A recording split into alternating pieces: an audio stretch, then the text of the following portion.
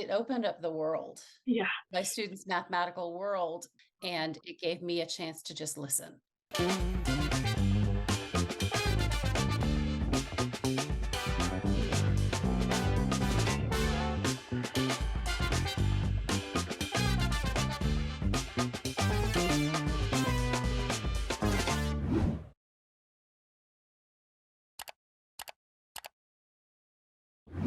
Hi, how are you?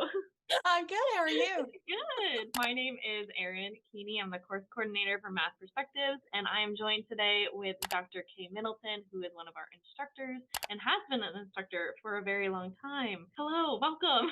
Thank you. It's good to be here. Yes.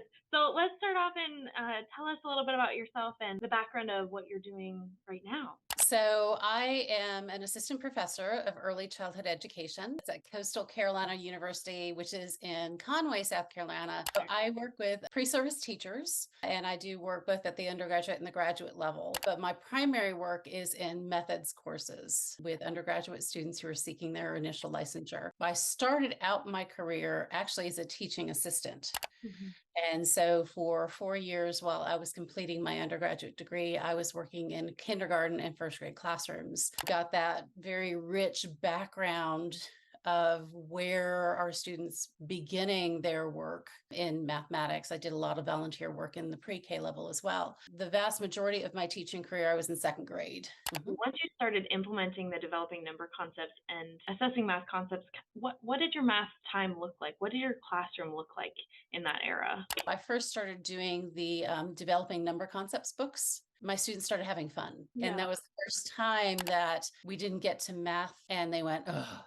Right. I started just with doing a few stations and I started understanding where my students were. I started understanding what they needed. And I also had the tools to meet those needs no matter where they were. In doing the assessments, I became able to zero in on what my students needed. At first, it looked very much like a very controlled environment where I would put out station work and my students would rotate through and I would ring a bell and they would Right. have Yeah.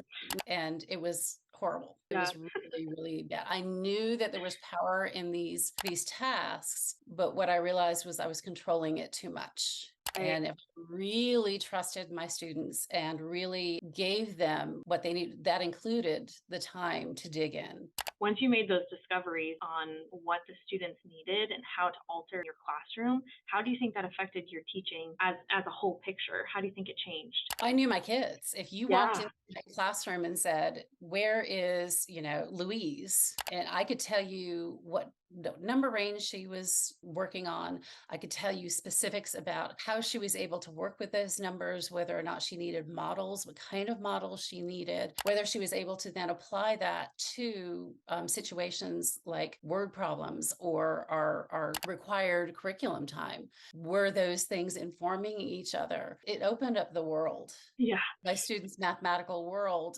and it gave me a chance to just listen. And I feel like that's a huge big picture moment that a lot of educators are missing. So is Mhm. that what led you to being a part of Math Perspective's instructor team? Yes, it Yeah. was. In working with teachers and going out, we know what works. Right. We know that our students are struggling in mathematics. They shouldn't be, Right. right? There should be productive struggle in which our students are trying to make sense, but our teachers should not be struggling as much as they are with the Yeah. math that they're being asked to teach. And I just want the work that I do with the teachers is really meant to empower them Mm. to see their students, to make really meaningful decisions, and to utilize the time in their classroom, their time with their students, to learn as much as possible. If we can reach students early, if we can work with teachers, then we're going to see fewer gaps and we're going to see less frustration and we're going to see students and adults who are going to be more mathematically literate. I love that you're wanting to put out into the world.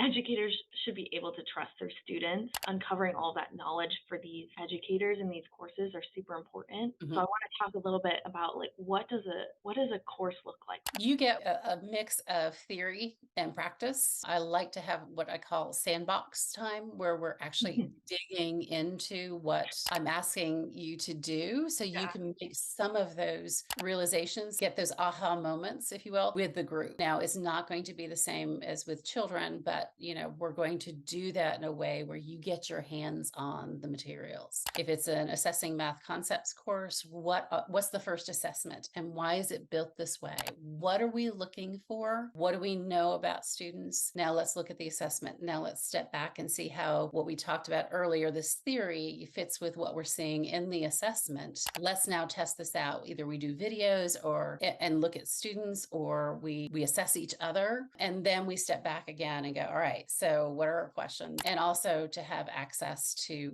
have access to math perspectives and know that support is out there. Then we'll follow that up with some of the tasks that will help students to work on the concepts that you've just uncovered on the assessments. And then the last thing is really, like your question at the very beginning. So what does math time look like in your classroom? Sharing what I had done and some of the hurdles that I experienced, right? The pitfalls, and saying, really trust yourselves. And that's what I want teachers who go through the workshops with me to realize: trust yourself and also give yourself grace. To end on a fun note, what is something that Kathy has said or written that has stuck with you throughout the years?